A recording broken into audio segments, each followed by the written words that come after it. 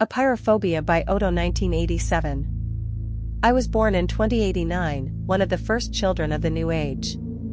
Technological progress forged onwards on all fronts throughout the 21st century, but discoveries in robotics and computer science exceeded other fields by orders of magnitude. These were the disciplines which we knew offered the greatest potential. The first machine to pass the Turing test did so in 2076. The first to write a best-selling novel did so in 2087. Of course, there were concerns over whether these new intelligences posed a threat. Laws were struck to control their influence, computer systems were isolated to limit their power. But history had given us a guiding hand. Asimov's 3 laws were encoded into each thinking machine. And they worked. No machine rebelled. None allowed us to come to harm by direct action or failure to act. None defied our commands unless such a command broke their primary law. As people grew in confidence, our legislation was relaxed, the artificial intelligences given more control. Murder became obsolete, and active brutality consigned to history. War followed soon after.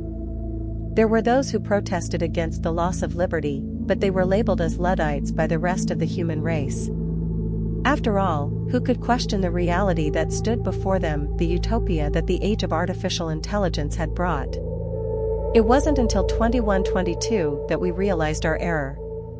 When the doctor, with the blessing of the family and the sanction of the courts, reached out to switch off the life support machine of her patient, a cold steel hand reached out and caught her by the wrist.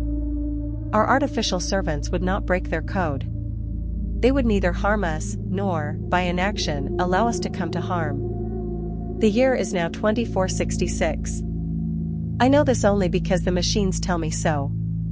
My broken, withered body hangs suspended from a life support network, my organs replaced by artificial constructs of plastic and steel, while synthetic blood flows through my veins. My limbs were removed centuries ago, after gangrene set in.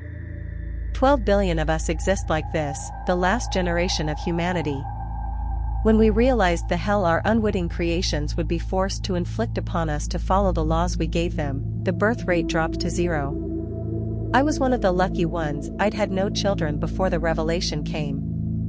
Now, the tender-voiced, blank-faced nurses minister to me, hurrying to meet my cries for more painkillers to keep the agony of my body and mind at bay. Even without my tongue, chewed off by my own blackened teeth long ago, they can still understand me.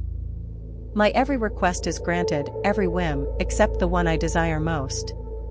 The desperate, hopeless desire for the end.